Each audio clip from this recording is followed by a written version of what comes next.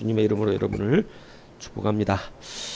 바른관계 7번째 시간 한번 따라 하실까요? 결론이 아니라 과정에서 관계를 말한다.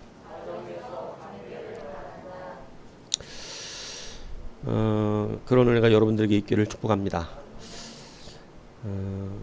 낮 시간에는 이 본질에 대한 이야기를 했습니다. 여러분, 우리가 잘 속습니다. 본질과 그냥 살다 보면, 우리가 말씀 앞에 유념하지 않고 그냥 살면 본질과 껍데기가 헷갈려요. 이게 뭐 우리가 그러려고 그래서가 아니라 세상의 풍조가 우리를 그렇게 이끌어 갈 수밖에 없고, 우리가 깨어서 그것을 바라보지 못하면 우리가 그걸 깨닫지 못합니다. 사도 바울조차도 사실 하나님을 안 사랑했다 말할 수 없어요.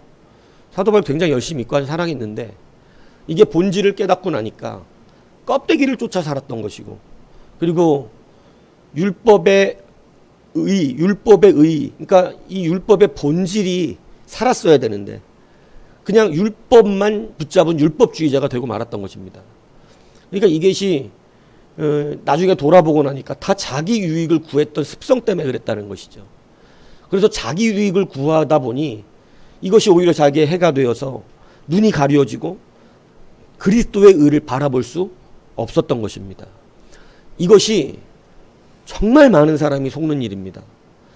우리가 열심내고 사랑하며 하나님 앞에 나름대로 정말 최선을 다하거든요. 그런데 이것이 가만히 보면 껍데기의 나의 유익을 구하다 보니까 주님을 위한 일이라고 생각을 했었는데, 정말 그리스도의 본질을 발견하고 난 뒤에 이것이 오히려 내가 해가 되고 있었던 그러한 것임을 알고 나서 이제 이것을 배설물로 버려버리는 자가 되었다. 그래서 그는 이제 본질을 쫓는 자가 되었다. 내가 그것을 안다라고 하는 것이 본질을 깨달았다는 표현이거든요. 그래서 하나님을 아는 지식은 본질을 아는 지식이에요. 그래서 우리가 말씀을 들을 때도 여러분 충분히 율법주의자처럼 말씀을 잘 순종하는 것처럼 보일 수 있습니다만, 말씀의 의도와 그 의미를 알아야 한다고 제가 여러분들에게 말씀을 드린 거예요. 그래서 주님께서 자꾸 탄식하셨던 것이, 너희들이 어찌게 하여 표적을 보지 못하냐. 이게 뭐냐면, 왜 이것의 의미와 의도를 깨닫지 못하느냐, 왜 자꾸 껍데기만 보느냐, 이거 탄식하신 거거든요. 예. 그러니까 우리가 신앙생활을 잘 하려면 의미와 의도, 본질, 그것을 볼 수 있는 여러분이 되어야 한다는 것입니다. 그래서 그것을 우리가 다른 말로 뭐라 한다 그랬어요? 사명이라고 표현합니다. 사명을 붙들면 여러분 그 본질을 알아요. 그래서 그 본질을 붙들기 때문에 곁눈질을 할 수가 없습니다. 그러니까 제가 뭐 이민찬 이야기도 했잖아요. 이민찬이가 그렇게 높아질 수 있었던 것, 그렇게 우승을 할 수 있었던 것은 그가 우승을 구하는 자가 아니었고 음악적 본질에 너무 충실했어요. 외국으로 유학 올 거냐고 좋은 학교 가서 더 공부하라 그러니까, 아니 자기 생각할 때는 그런 거예요. 아니 무슨 지금 한국에서 공부하고 와서 1등을 했는데 무슨 외국이야. 우리 한국에도 위대한 지도자가 너무 많아서 아직 한국에서 더 공부하려고요. 지금 이 얘기했어요. 지금 그 정도면 그냥 여러분 장학금 대준다는 학교 줄 섭니다. 그냥 무조건 우리 학교 와서 공부하라는 학교가 줄 서요. 자기 제자로 삼고 싶은 사람들이 줄 선다고. 예. 스승이 제자 선택하는 게 아니라 제자가 스승을 선택하는 거예요. 그 정도가 되면. 근데 여러분 그거 우리나라에 더 많은 스승님들이 좋은 스승들 계셔서 우리나라에서 공부하겠다 그러는 거예요. 별로 그런 거에 욕심. 여러분 이거 만약 우리 교회 교인이었다면 이민찬이가 너 또 왔어? 무조건 가야지. 뭔 소리야? 이게 목사가 변변치가 않아. 여러분들에게 만약에 용빈이나 이런데 뭐 외국에서 뭐 외국 안경공학과에서 4년 전액 장학금 줄 테니까 와서 박사학위 공부하라 그러면, 그런데 저는 뭐 그런데 관심이 없어요. 우리나라도 훌륭한 교수님들 많이 계신데 제가 뭐 할러 그런 데 갑니까? 저한테 맞아요. 가라고. 가서 공부해서 박사학위 따오라고. 근데 여러분 무조건 가야 되는 거지 그게. 근데 이 보십시오. 108세 18살이 아니라 108세 철학자와 같다. 이 정도로, 왜냐하면 그게 어떻게 그렇게 성장할 수 있을까요? 그 생각이. 그 아이는요 진짜 음악적 본질을 사랑해요. 그러니까 정말 내가 음악을 들려주고 싶은 것이지 음악과 교감하는 걸 원하는 거예요. 그러니까 여러분 거기에 깊은 내면이 올라오는 것이죠. 단순히 1등하고 유명해지고 스펙 쌓고 좋은 학교 가가지고 박수학위 받는 이런 걸 지금 원하고 있는 게 아니에요. 그러니까 1등하고 오히려 사람들한테 자꾸 자기가 주목되니까 그게 괴롭다는 거예요. 다르죠. 그러니까 여러분 이게 차이가 나는 거예요. 우리가 예수 믿으면서 여러분 예수 믿는다는 건 정말 본질을 따라야 되거든요. 정말 사명 따라 살아야 됩니다. 그 사명 따라 산다는 게 눈에 보여야 돼요. 야, 진짜 사명 따라 사는구나. 근데 여러분 우리는 아직 그 본질이 왔다 갔다 하는 겁니다. 지금 배우고 있으니까 막 이렇게 살아야 되는데 이러면서 막 내 유익을 위한 일들이 너무 기뻐요. 그러니까 너무 힘들죠. 막 말씀이 힘든 이유가 그거라 그랬잖아요. 아직 본질이 확실한 사명이 확실하게 내 안에 자리 잡지 않아서 그래요. 사명 자리 잡으면요 힘든 거에 대한 본질이 달라집니다. 우승 못한 게 힘든 게 아니에요. 우승은 못해도 되는데 내가 지금 이 음악을 전달하지 못하고 있다는 게 힘들 거예요. 여러분 진짜 주님의 본질을 찾으면 내가 지금 잘 살고 못 살고가 아니라 하나님과의 관계의 본질 때문에 아파하는 자가 됩니다. 이게 성도예요. 그렇기 때문에 우리가 그 본질을 찾아야 한다는 거죠. 여러분의 삶 가운데서요. 그래서 사명을 받으면 곁눈질 잘 안 합니다. 사범근 선수가 하나님 앞에 무릎을 고침받고 메스 됐으면 축구선수 끝날 뻔도 했던 거거든요. 그런데 하나님 앞에 그 능력으로 고침을 받고 나서 예수를 믿고 그때 교회 다니면서 간증을 많이 하셨었어요. 차범근 선수가. 그러면서 다리를 고쳐주신 이유에 대하여 자기가 사명으로 받은 거예요. 나는 축구로서 하나님께 영광 돌리는데 여러분 얼마나 그 진짜 본질을 붙잡았냐면 단순히 입술로 준전하는 게 아니라 백지수표가 오고 독일에서 귀화시켜주겠다라고 하는 그러한 수많은 일들이 있었지만 자기가 주께 받은 사명, 그죠? 축구인으로서 축구인의 본질을 지켜냈다라고 하는 것. 정말 그래서 애국자라고 이렇게 부름을 받았는데 여러분 이것 때문에 차범근 선수가 얼마나 좋은 기독교적 영향력을 대한민국에 펼쳤는지 모릅니다. 여러분 그래서 예배 이 축구할 때 앉아서 기도하는 모습을 이제는 우리가 볼 수 있게 되었고 그 모습을 함부로 이야기하지 못하게 만들었던 게 바로 차범근 선수예요. 지금 장로님이시죠. 차범근 장로님. 예. 그래서 여러분 그 기도하는 모습들을 예전엔 부끄러워서 못하고 이랬던 것을 여러분 차범근 감독이 경기 시작할 때마다 여러분 이 코치석에 앉아가지고 기도하는 모습이 여러 번 붙잡혔거든요. 근데 저렇게 훌륭한 사람이 기독교인이라는 것이 어마어마한 영향력을 주었다는 거예요. 지금도 많은 축구인들이 차범근 선수는 다 인정하고 존경합니다. 예. 왜 그래요? 곁눈질하지 않고 우리가 볼 땐 진짜 축구의 사명 목숨 거는 사람처럼 보였지만 세상 사람이 볼 때는 그는 하나님의 사명에 목숨 걸었던 자입니다. 그 삶이 많은 사람을 축구 기독교인들을 만들어내는. 그래서 여러분 우리가 지금도 축구 보다 보면 흔히 잘 보잖아요. 기도하는 선수들. 얼마나 멋집니까?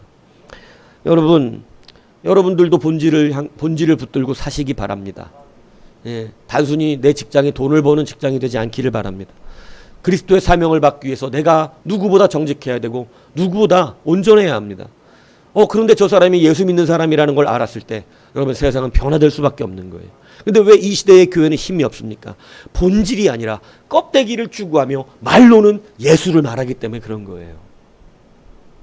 말로는 다 예수 믿는 사람이고 교회 다니는 사람인데 본질을 쫓지 않고 그지요? 돈을 쫓아요. 이것이 얼마나 안타까운 것인지 모른다는 것입니다. 그래서 본질로 다시 충성스러운 여러분이 되셔서 여러분 보세요. 본질에 충성하면 반드시 그 꼭대기에 올라갈 수밖에 없어요. 하나님은 그런 자를 들어 쓰시는 거예요. 본질이 충성한데 여러분 본질에 충성한데 어떻게 안 쓰시냐고. 본질에 충성한 여러분 되시길 주님의 축복합니다. 여러분 우리의 관계 하나님과의 관계는 결론에서 얻어지지 않습니다. 하나님과의 관계는 결론이 말하지 않고 과정이 말한다는 사실을 다시 한번 붙드시는 여러분이 되십시오. 하나님이 어느 날 갑자기 딱 좋은 결과를 내놓는 그러한 사람을 하나님이 관계 맺으시는 게 아니고 하나님은 하나님과 함께 동행하여 한 걸음 한 걸음 걸어가고 그와 함께 모든 어려운 길도 때로는 노예의 길, 때로는 감옥의 길, 때로는 그 협착하고 좁은 길을 주님과 함께 그 과정을 겪어내고 걸어갔던 그 사람과 관계 맺는다는 것을 여러분 잊지 않으셔야 돼요. 여러분 누구를 신뢰하는 줄 아세요? 여러분도 생각해 보세요. 뭐 똑똑하고 정말 일 잘해서 내가 사업을 하는데 어떤 직원은 그냥 딱딱 좋은 결과를 만들어내. 여러분 그것만 갖고 그 사람 믿을 수 없습니다. 그런데 어려운 시절부터 나와 함께 꿋꿋이 일하면서 산전수전 같이 겪는데도 한 번도 변함없이 나와 함께하고 나를 위로하고 또 내가 어려울 때 오히려 세워주고 월급 못 받는데도 같이 감당해내면서 여러분 이러면서 같이 일했던 사람, 여러분 그 사람 신뢰할 수밖에 없는 거예요. 상황과 관계없이 늘 동일했던 그 사람, 나와 어려움도 같이 걸어갔던 사람. 그래서 여러분 회사들이 처음에 막 시작해가지고 막 어려운 뭐 벤처들 막 이렇게 하다가 어렵지만 같이 견디는데 나중에 이제 상장을 하고 회사가 커지면 당연히 그렇게 했던 사람을 믿게 되는 것이지, 어느 날 좋은 학교 나와서 똑부러지게 일 잘하는 결과를 좋게 내는 그 사람은 돈 벌어오는 사람일 뿐이지 믿고 신뢰하여 맡길 수 있는 사람은 아니에요. 여러분 신앙도 똑같습니다. 하나님은 누구를 관계 맺고 그 사람을 신뢰하냐면 여러분 어려울 때 같이 걸어가는 사람이에요. 주님이 우리를 때로 어려운 길로 이끌어내세요. 여러분 교회가 어려우면 교회가 잘못된 겁니까? 아니에요. 하나님은 일부러 어렵게 우리를 이끌어 갔을 때도 있어요. 네가 진짜 교회의 주인이 될 수 있겠느냐? 정말로 내 몸에 지체가 되어서 함께 걸어가기. 어떤 몸이 힘들면 떨어져 나갑니까? 이 사람하고 못하겠어. 지금 너무 힘들어서 안 되겠어. 나는 좀 떨어져서 살아갈 거야. 이러고 팔 혼자 떨어져 나가고 다리 혼자 떨어져 나가고 이런 건 없어요. 지체는 즐거워도 같이 누리게 되고 여러분 힘들어도 같이 견뎌내는 게 한 지체예요. 떨어질래야 떨어질 수가 없어요. 왜 이게 중요한지 압니까? 우리가 그렇게 하면 우리가 바로 주님께 그런 존재가 된다는 것이에요. 내가 너와 떨어질래야 떨어질 수가 없다는 것입니다. 그래서 우리의 구원에 변함이 없어요. 주님이 우리를 사랑하심에 이 어떠한 변질도 일어나지 않는 거예요. 이것을 우리가 그래서 중요한 거예요. 무슨 얘기인지 이해 가십니까? 그래서 우리는 결론이 아니라 과정에서 모든 것을 얻는다라고 하는 것을 여러분이 아셔야 돼요. 그래서 우리의 목표가 표대라고 하는 이 표대가 여러분 단순히 결과물을 말하는 것이 아니라는 사실을 알아야 한다는 것입니다. 오늘 사도 바울은 이렇게 이야기하잖아요. 12절에 보면 내가 이미 얻었다 함도 아니요 온전히 이루었다 함도 아니라 오직 내가 그리스도 예수께 잡힌 바 된 그것을 잡으려고 달려간다. 사도 바울은 지금 결과를 말하지 않아요. 사도 바울은 지금 무엇만 말하고 있냐면 그저 내가 이 달려가야 되는 이 과정에 있다. 나는 이 과정에 살고 있다. 사도 바울은 결과를 말한 적이 없습니다. 언제 결과를 말하냐면 죽을 때예요. 내가 이제는 달려가는 것을 다 했다. 하고 싶어도 주가 나를 부르신다. 그래서 이제 내가 열심히 그냥 달려왔으니까 이제 결과는 누군께 맡기고 하나님께 맡기고 분명히 나는 믿는다. 하나님이 내 상을 예비해 주셨을 것이다. 이러고 여러분 그는 마지막을 주님 앞에 의탁합니다. 여러분 예수님이 여러분 십자가에 달릴 때도요 과정에 있었습니다. 하나님 앞에 결과를 맡겨드리고 본인은 십자가를 지는 그 과정에 충실하셨던 거예요. 여러분 하나님은 이걸 통해서 관계를 맺는다는 것을 여러분 아셔야 한다는 거예요. 세상 일을 해도요 같이 고생한 사람이 결국은 내 사람인 거예요. 나와 식구인 거예요. 여러분 교회도 그렇습니다. 함께 웃고 울는 그러한 아버지의 과정 가운데 우리가 그 아버지와 함께 동행하는 그 자리에 있었던 사람이 하나님이 관계 맺어주시는 사람이라는 것이죠. 그래서 여러분 사도 바울이 하나님 앞에 위대한 관계를 맺고 놀랍게 쓰임받을 수 있었던 그 사람의 관점은 뭐냐면 그는 얻었다고 생각한 적이 없어요. 그저 계속해서 그것을 붙잡기 위해 달려가는 사람으로 살아갔다라고 하는 것입니다. 그래서 여러분 이것이 우리 가운데 얼마나 귀한 것이냐면 결과를 내지 못할지라도 그 과정에 충실한 사람을 하나님이 사랑하고 계시다는 사실을 기억하셔야 한다는 거예요. 지금 여러분이 그 과정의 충실함으로 평가받고 있다는 사실이에요. 사실은 무슨 열매를 냈냐 안 냈냐 이것을 주님이 보시지 않아요. 그래서 오늘 사도 바울의 이 놀라운 고백이 바로 이거거든요. 내가 예수께 잡힌 바 된, 우리가 왜 신앙이 더 이상 자라지 않냐면 예수께 잡힌 바 되었다는 것으로 끝내는 사람들이 너무 많기 때문에 그렇습니다. 나는 주님이 날 사랑하셔. 주님이 날 붙드셨어. 주님이 나를 구원해 주셨어. 요걸로 끝이라는 거예요. 그래서 이게 이제 제가 설교를 요렇게까지만 하는 사람들을 조금 더 좀 어떨 때 화가 나는데, 여러분, 나 주님께 구원받았어로 끝입니까? 성경은 그렇지 않아요. 나 구원받았네, 너 구원받았네, 끝났네예요? 때로 이렇게 너무 가볍게 그냥 구원받았으면 됐지, 이렇게 해도 하나님 다 사랑이시고 이렇게 얘기하고 자기가 해야 될 일을 안 하는 사람이 너무 많습니다. 오늘 사도 바울을 뭐라 그러세요? 13절에 보세요. 형제들아, 나는 아직 내가 잡은 줄로 여기지 않고 오직 한 일, 뒤에 있는 것은 잊어버리고 앞에 있는 것을 잡으려고 표대를 향해서 예수 안에서 하나님의 위에서 부르신 그 부름의 상을 위하여 달려가노라, 이렇게 고백을 하잖아요. 그런데 12절을 보았어요. 12절을 보면 오직 내가 그리스도 예수께 잡힌 바 된 것. 그러니까 여러분, 잡힌 바 된 것은 이미 잡혔기 때문에 우리가 생각할 땐 끝난 거예요. 그런데 사도 바울은 그렇게 말하지 않고 내가 잡힌 바 된 것, 이미 잡혔지만 주님께, 내가 이미 주님께 구원받았지만, 내가 이미 주님 앞에 모든 것을 얻었어요. 구원도. 그걸 모르는 게 아닙니다. 구원받았고 나 이미 주님의 백성인데 목사님 왜 자꾸 저렇게 얘기하나? 사도 바울이 이렇게 가르쳤어요. 내가 잡힌 바는 이미 됐어. 근데 잡힌 바 되었다고 거기 멈춰있는 사람으로 살지 않는다는 거예요. 주님이 나를 잡았는데 그 잡은 손을 내가 다시 잡으려고 어떻게 한다는 거예요? 나는 달려간다는 것이에요. 여러분, 신앙의 능력과 과정이 어디서 형성되느냐? 여러분, 다 주님이 여러분 부르셨죠. 다 여러분, 주님이 여러분 구원해 주셨죠. 그래서 여러분 이 자리에서 그것만 가지고 앉아있다면 여러분 멈춘 사람이 됩니다. 나 구원받았네, 너 구원받았네, 구원받았는데 왜 저렇게 자꾸 말씀하시는 거야? 이렇게 끝나요. 근데 성경은 우리에게 주님이 나를 붙잡아 주셨어요. 그러니까 그 손을 나도 어떻게 해야 된다? 그 손을 붙잡기 위해 달려간다. 사도 바울이 지금 주님께 구원 안 받아서 이렇게 얘기하는 겁니까? 능력이 없어서 이렇게 이야기하는 겁니까? 아니에요. 내가 이제 성도로서 주님과 동행하는 그 과정을 겪어내겠다는 것입니다.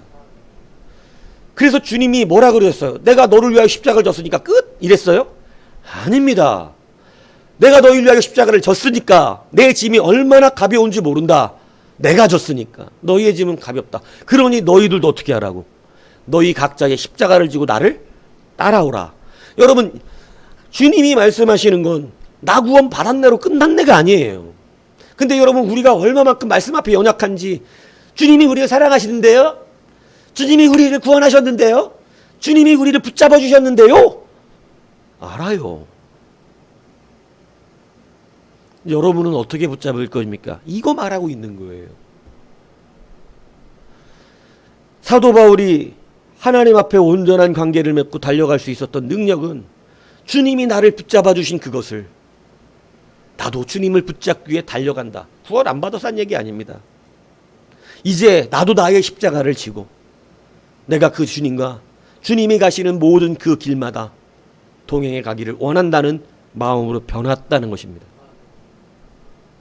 여러분, 우리가 이것이 온전하게 신앙 안에 자리 잡지 않으면 마치 주님을 굉장히 사랑하고 생각하는 것 같지만 그냥 맨날 신세 타령하는 사람 돼요. 주님 나 사랑하시는데, 맨날 그러고 맨날 주님 나 사랑하시는데 이러고 사랑해요. 하지만 그 손을 붙잡기 위해 이제 주님과 동행해 가는 길, 주님이요 되게 여러 군데를 다니십니다. 주님이 정말 많은 곳을 다니세요. 주님의 마음이 있는 곳이 너무 많아. 그래서 여러분 그곳을 함께 동행해 가는 것. 근데 우리는 주님이 나 사랑하시는 대로 뭘 끊느냐면 아무런 고통과 상처도 받고 싶어 하지 않아요. 주님이 다 사랑하시는 대로. 주님이 나 사랑하시는데, 그러니까 아무 고통, 아무 책망, 그냥 나 아무 조건 없이 구원해 주셨는데 왜 저러냐? 그 말이 틀린 말이 아니죠. 아무 조건 없이 구원해 주셨는데, 내 공로 없이 나를 붙잡아 주셨는데, 여러분도 그 손을 붙잡으란 얘기입니다. 그걸 붙잡기 위해 그 과정을 겪어야 돼요. 주님 가시는 길을 따라가는 거예요. 때로 그 길은 너무 고통스럽고, 때로 그 길은, 여러분, 요셉이 애굽에 갔기 때문에 하나님이 거기에 가신 겁니까? 아니에요. 더 분명하게 하나님의 관점으로 말하면 하나님이 애굽에 가셨기 때문에 요셉이 그 길을 간 겁니다. 여러분, 요셉이 감옥에 있으니까 하나님이 감옥에 가신 건가요? 그렇지 않아요. 하나님이 감옥에 가셨기 때문에 요셉이 감옥에 따라간 겁니다. 여러분, 이것을 우리는 알아야 한다는 거예요. 주님이 나를 일찍이 꿈으로 요셉을 붙들어 주셨잖아요. 그걸로 끝입니까? 아니에요. 요셉은 그 손을 붙잡기 위해 주님이 가시는 모든 길을 동행했습니다. 그곳이 감옥이든 매를 맞는 곳이든 채찍이 있는 자리든 어느 자리든지 그는 함께 주님이 가시는 길에 간 거예요. 오늘 여러분들, 예전에는 이렇게 고백했죠. 내가 어느 곳에 있든지 주님이 나와 함께 하신다. 여러분, 이것은 우리의 관점에서 그렇게 고백할 수 있습니다만, 사실 이제 우리가 주님의 손을 붙잡는다면 고백이 바뀌어요. 내가 어느 곳에 있든지 주님 나와 함께 하셔, 이렇게 말하는 게 그 의미를 알아야 돼요. 의도를 알아야 돼요. 이제 주님이 어디를 가듯이 내가 주님을 따라갑니다. 왜냐? 신앙이 성장했다는 것은, 여러분, 우리가 주님 앞에 부름받을 땐 내가 진짜 저 시궁창 어디에 있든 주님은 나와 함께 하셨어요. 내가 어디 있든 나를 찾아내셨어요. 낭떠러지 그곳에서 떨어지기 직전에 있는 나를 붙들어 올리셨어요. 내가 어디 있든지 양의 음성을 찾아 주님은 우리를 찾아오셨어요. 홀로 외롭든 괴롭든, 여러분 혼자 눈물을 흘리고 있던, 어디에서 죽고 싶은 마음이 있었던, 여러분, 주님은 우리를 찾아오셨었어요. 그리고 나를 지탱하게 만들어 주셨어요. 주님이 나를 잡아주셨어요. 이제 어떻게 해야 됩니까? 과정 가운데 주님의 손을 나도 붙잡으려고 함께 걸어가야 하는 것입니다. 그게 여러분 우리의 삶이에요. 그런데 우리는 우리의 신앙을 결론 내고 싶어 합니다. 나 구원 받았나요? 거기서 끝. 그 손을 더 내가 붙잡으려고 달려가는 길이 없어요. 그러니까 여러분, 조금의 고통, 조금의 어려움, 낭망, 책망, 상처, 이것들을 못 견뎌하는 거예요. 아니요, 그냥 같이 고통 받으시면 돼요. 내가 그리스도와 함께 십자가에 못 박혔나니. 이제 내가 사는 것이 아닙니다. 그죠? 갈라디아서 2장 20절 나오는 거 아니에요? 우리 차집사님 제일 좋아하는 구절이라며. 근데 왜 그래? 십자가에 같이 못 박혀야지. 에? 오늘 특송이 그래도 이 3자매 아까 솔로 할 때 감동받았어요. 에? 실력이 너무 많이 늘었더라고. 에? 그리고 또 반드시 인터넷에 올라가야 된다는 사명감을 가지고 마이크를 3개를 반드시 만들어 써야 된다. 예? 아마 올라갈 가능성이 매우 높은데 갑자기 이 반절 스테레오 반쪽이 갑자기 다운되는 바람에 녹음은 그렇게 안 됐으리라고 생각합니다만은, 예.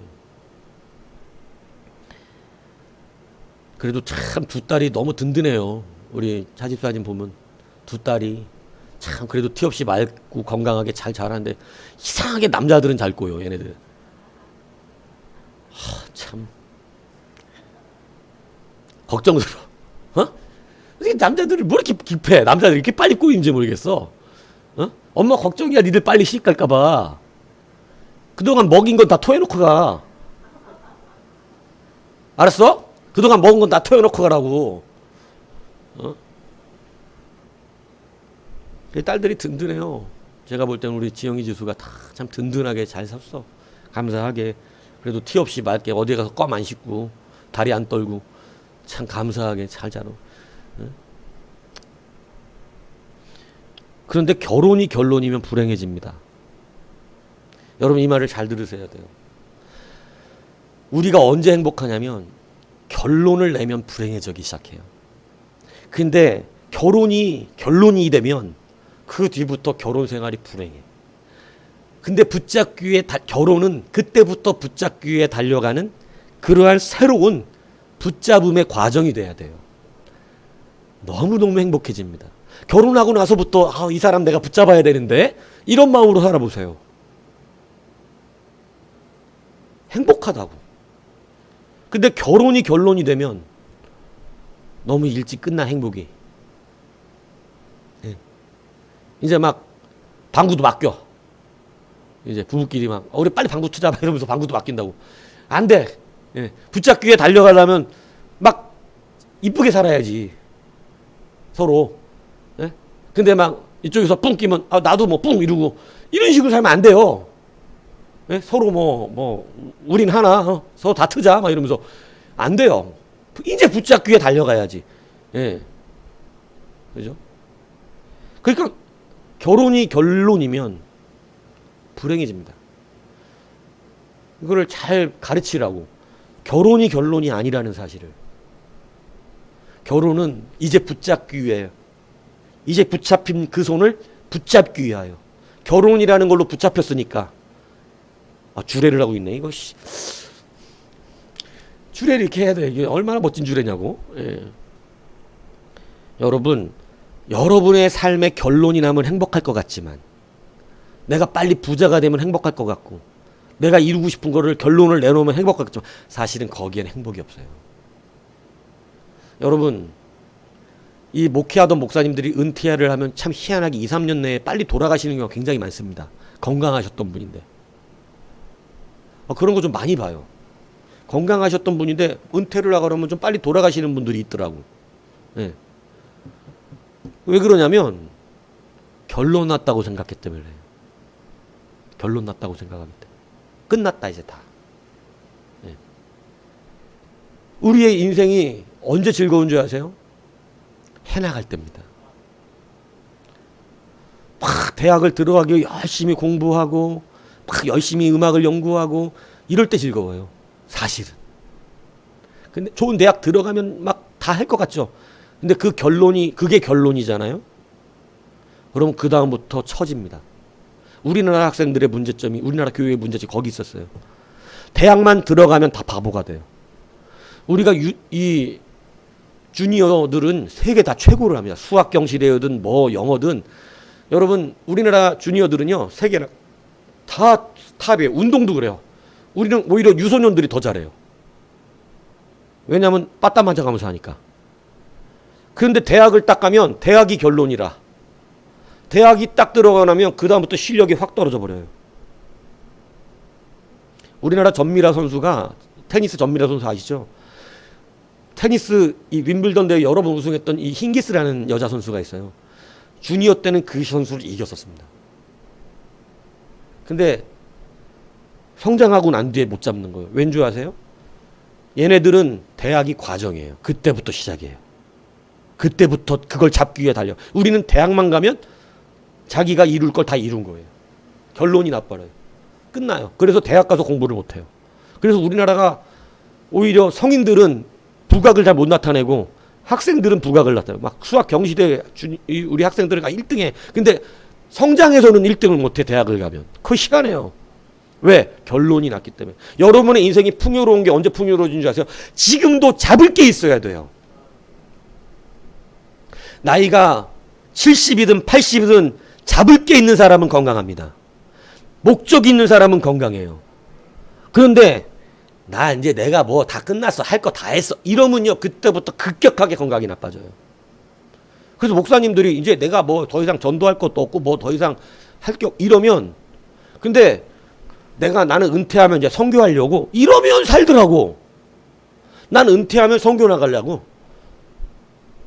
내가 은퇴하면 뭐 하겠어. 선교 나가야지 나가가지고. 그래서 저도 좀 더 오래 살려고. 은퇴하면 선교 나가야겠다. 필리핀 가야겠다. 선교 나가야겠다.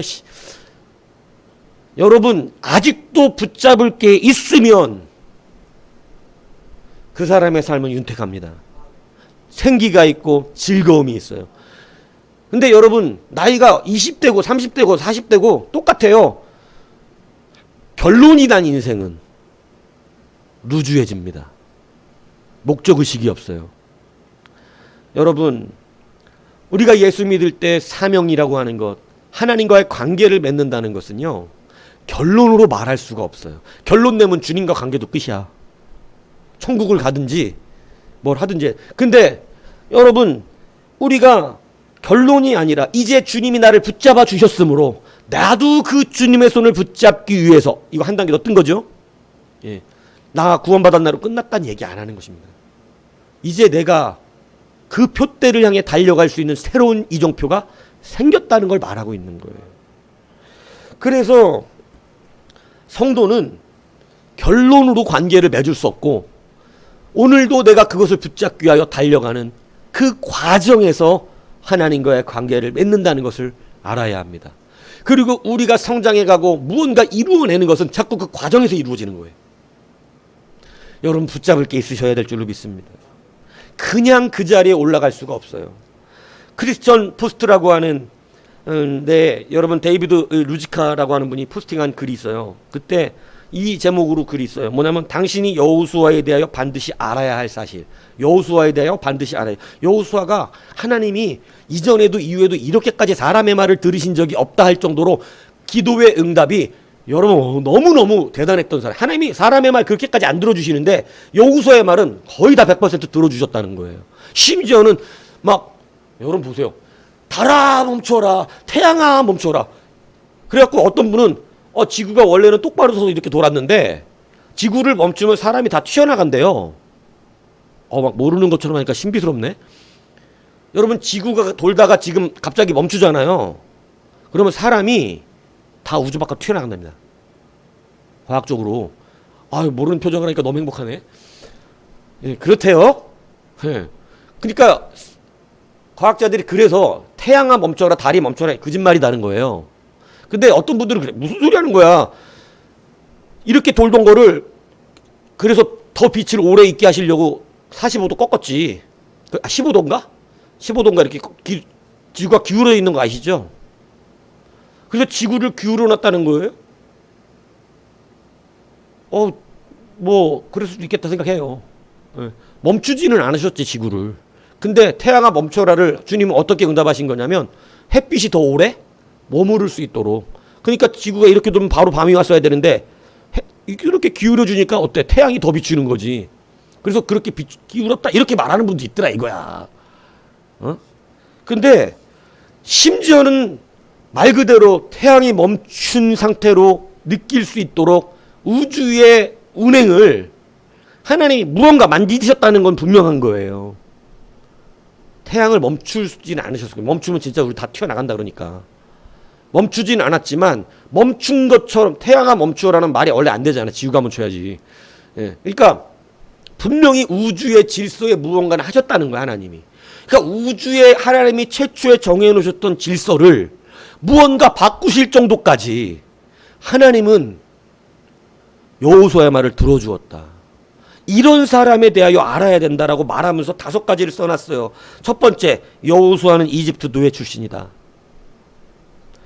그러니까 여호수아가 그냥 어디 귀족 출신으로 확 나타난 사람이 아니라 똑같이 이스라엘 백성들과 같이 이집트에서 태어났고 이집트에서 노예 생활을 함께 했던 사람이라는 거예요. 두 번째, 여호수아는 출애굽의 현장에 있었다. 그러니까 그가 그냥 모세의 후계자가 돼버린 게 아니라 출애굽의 모든 그 과정을 함께 겪은 자였다. 여호수아도 40년 동안 광야를 돌았다. 여러분, 그가 그냥 가나안 땅에 이스라엘 백성을 데리고 들어갈 수 있었던 것이 아니라 그도 역시 40년 광야의 그 모든 과정을 겪은 자였다. 여호수아는 어릴 시절부터 모세를 돕는 손, 오른손의 역할을 어릴 때부터 물 붓는 문자로 시다바리 역할을 감당했던 사람이에요. 그냥 갑자기 지도자로 발탁된 게 아니다. 여호수아는 이스라엘 백성들을 약속의 땅으로 결국 인도했다. 여러분, 이 5가지가 말하는 게 뭐예요?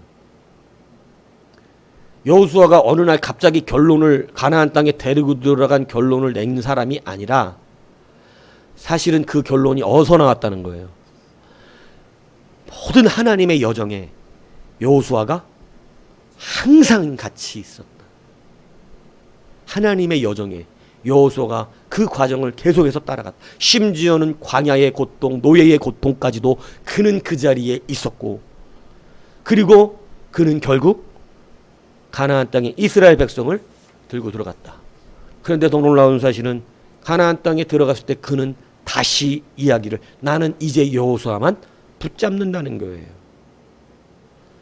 다시 붙잡는 게 생겼어요. 여러분 이스라엘 백성은 거기 들어갔을 때 결론이 났습니다. 가나안에 들어가니까 이제 우리가 드디어 원하는 땅에 들어왔다. 근데 여호수아의 말은 달랐어요. 나는 이제 여호와만 섬기겠노라. 이 말이 뭐냐? 나는 다시 여호와만 붙잡기 위하여 살겠노라. 니들은 어떻게 할 것이냐? 여러분 가나안 들어가면 여호수아 할 거 다 한 거잖아요. 근데 그는 여전히 뭐예요? 나는 다시 여호와만 섬기겠다. 여호와만 붙잡겠다. 또 이 씨름을 할 것이다. 여호와만 붙잡는 씨름을. 여러분 이 놀라운 역사입니다. 이것이 여러분 여호수아를 만들어냈다. 여러분 하나님은 과정에서 우리와 관계 맺으세요. 이것을 여러분 분명히 붙드는 여러분이 되셔야 됩니다. 여러분 과정 속에서 하나님과 여러분 그러므로 그 고통에 같이 들어오십시오.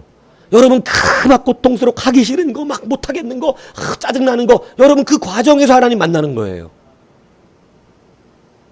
어려운 거 막 그냥 놓고 싶은 거 막 같이 막 이렇게 힘든데 아니에요. 같이 광야 돌아야 돼 40년.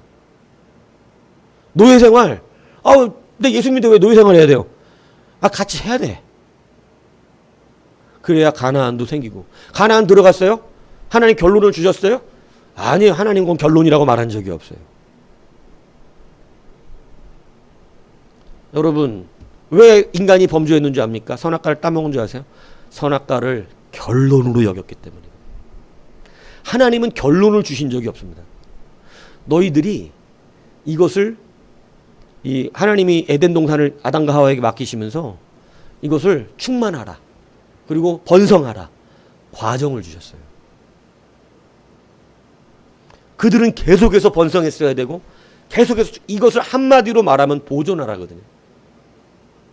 너희들은 이 땅을 보존시켜라. 그 보존이 과정에 있었어요. 그런데 마귀는 와서 뭐를 내준 거예요? 결론을 내준 거예요. 하나님은 과정을 주셨는데 마귀는 와서 결론을 내준 거예요. 이거 먹으면 하나님처럼 된다. 끝? 이 결론이 너무 달콤해. 여러분 신앙생활 할 때 결론 내지 마십시오. 나는 연예인이 돼서 부자가 될 거야. 유명한 사람이 될 거야. 이 결론을 내지 마세요. 과정을 기쁘게 과정을 감사함으로 그 과정을 행복하게 그 과정을 같이 견디며 함께 울고 웃으며 걸어가는 거지. 그러면 어느새 사람들이 나를 알아봐. 어느새 그 자리에 올라가. 근데 그 자리에 올라갈 때 다시 나는 여호와만 붙잡으러 달려가야 된다. 나는 잡은 것으로 여긴지 않으니. 그러면서 사도 바울이 우리 가운데 이야기하는 것입니다. 여러분 그러니까 이렇게 얘기해요. 15절에 보면 우리 온전히 이룬 자들은 이렇게 생각해라. 니들이 온전히 이루었다고 생각한다면 내가 뭐 결론을 냈다고 생각한다면 내 말을 들으라는 겁니다. 결론 내지 말라는 거예요. 그래서 하나님이 너희와 나의 생각이 다를지라도 하나님이 이것도 깨닫게 하실 테니까 이 말을 듣고 결론을 이렇게 해요. 우리가 어디까지 이르렀든지 과정에 어디에까지 이르렀든지 그대로 그 과정을 붙잡기 어떻게 하라는 거예요? 행하며 달려가라는 것입니다. 여러분 결론을 내면 짜증납니다. 결론을 내면 자꾸 선악과 먹고 싶어져요. 바로 하나님처럼 되고 싶어요. 바로 그냥 뭔가 결론을 내고 싶어요. 그것으로 여러분 우리 기쁨을 누릴 수 없습니다. 오늘 여러분 이 어려움 속에 함께 기쁨을 누리셔야 됩니다. 여러분 그 좁은 길을 걸어가며 같이 감사해야 합니다. 그 과정을 통해서 우리는 이제는 잡으려고 달려가는 그곳 속에서 하나님과의 관계가 신뢰를 맺게 되기 시작하는 거예요. 단 한 사람도 하나님이 그 과정을 함께 동행하지 아니하고 결론을 맺어준 사람이 없어요. 아브라함도 얼마나 하나님과 함께 여러분 여기저기 돌아다녔는지 몰라요. 애굽에도 갔다가 협박도 받아봤다가 아내도 뺏겨봤다가 수많은 일들 애도 자기 마음대로 놔봤다가 이 모든 과정을 여러분 하나님과 동행하며 걸어갔습니다. 그리고 여러분 이제 그가 끝이 아님을 알았어요. 네 이삭 바쳐라. 여러분 보통 사람은 결론을 내기 좋아하는 사람은 그걸 뭐로 여길까요? 이삭 바칠할 때 끝입니다. 끝. 근데 여러분 믿음이 성장했어요. 이건 끝이 아닌 거예요. 이게 왜 좋은 신앙인 줄 아세요? 우리가 죽는 게 끝이 아니에요. 주님이 지금 무엇을 가르친 거예요? 과정의 신앙. 야, 이 과정의 신앙. 끝을 안 내는 거지. 계속 붙잡지. 그러니까 여러분 이삭을 드릴 수 있는 믿음이 거기서 올라온 겁니다. 하나님이 죽은 자 가운데 다시 어떻게 한다고? 또 살려내시겠네. 그는 여전히 붙잡을 게 있어요. 붙잡을 게 있으니까 믿음이 어떻게 돼요? 점점 커지는 거예요. 뭔 얘기인지 이해가십니까? 여러분 결론 내면 믿음은 멈춰요. 지루해집니다. 공허해집니다. 할 게 없어요. 시간이 짜증나요. 근데 여러분 붙잡을 게 있으면 여러분 이삭을 바치는 게 이해가 됩니다. 아니 지금 과정인걸? 과정인걸? 막 여러분 우리로서는 도저히 상상이 안 갈 만한 이야기지만 이게 가능하단 말입니다. 하나님에 대한 같이 걸어감의 신뢰가 있으면 그게 왜 염려가 되냐고. 염려 안 돼요. 이삭을 바치라는 게 왜 염려가 되냐고. 주님이 살려내실 것인데, 과정인데, 붙잡을 게 있는데, 이게 끝이 아닌데. 근데 막 우리는 무언가에 닥치면 끝이야, 끝. 다 끝났어. 안 돼. 이젠 모든 게 끝이라고. 영화에 나오는 대사예요. 그죠? 아니에요. 성도는 다시 뭐예요? 그 자리에서 붙잡을 게 있습니다. 나는 얻은 것으로 생각하지 아니야. 그 붙잡는 걸 향해 달려가는 것입니다. 이것이 주님과의 관계를 돈독하게 만듭니다. 그래서 우리를 때로는 밑바닥에, 때로는 어려운 길에, 협착한 길에 우리를 끌고 가시는 거예요. 얘야, 나 너무너무 어려운 협착한 길에 있어. 너무 힘든 길에 있어. 따라올 수 있니? 당연히 나죠. 주님이 거기 계시는데 제가 당연히 가죠. 이게 관계를 만듭니다. 따라올 수 있니? 나 너무 고생하는 데 있는데 너 여기 올 수 있니? 주님 참 고생하시네요. 참 기도하겠습니다, 주님. 저는 거기까지는 좀 아직. 주님이 그 사람 어떻게 믿어요? 그 사람 어떻게 믿냐고. 관계가 형성되지 않습니다. 사랑하는 여러분, 오늘 주님 안에서 여러분 우리가 표대를 향해 달려간다라고 하는 이 놀라운 이 은혜는 이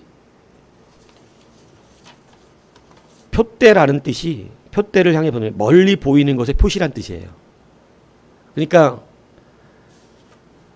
표대는 결론을 말하는 게 아니라 멀리 보이는 표시를 보고 그 과정을 말하는 게 표대입니다. 사람들이 이걸 오해하기 때문에 결론을 내려고 달려가서 여러분 무너지는 것입니다. 성공하는 사람은 절대 결론을 바라보지 않습니다. 과정에서 기쁨을 누립니다. 붙잡을 게 아직도 있습니다. 그러면 그 사람은 하나님의 능력이 임하게 되어지는 것입니다. 오늘 이 결과가 여러분에게 있길 바랍니다. 결론이 아니라 과정에서 관계를 누리는 여러분 되시기를 주님의 이름으로 축복합니다.